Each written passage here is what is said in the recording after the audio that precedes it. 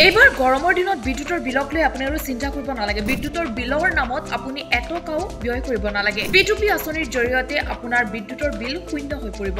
মাত্ৰ আপুনি কৰিব লাগিব 7টাকৈ পদ্ধতি। প্ৰথমে প্ৰধানমন্ত্ৰী সূৰ্য ঘৰ উপভোক্তাই ট্ৰেডিং প্লেটফৰ্মত কৰিব লাগিব পঞ্জীয়ন। পঞ্জীয়ন কৰাৰ পিছত ক্ৰেতাসকলৰ বাবে অতিৰিক্ত সৌৰ ইউনিট উপলব্ধ কৰিবলৈ সন্মতি আগবঢ়াব লাগিব। দ্বিতীয়তে বিক্ৰেতাই বিক্ৰীৰ বাবে উপলব্ধ হোৱাকৈ অতিৰিক্ত ইউনিট আগবঢ়াব। তৃতীয়তে ক্ৰেতাসকলে ক্ৰয়ৰ বাবে নিৰ্দিষ্ট প্লেটফৰ্মত পঞ্জীয়ন কৰিব লাগিব।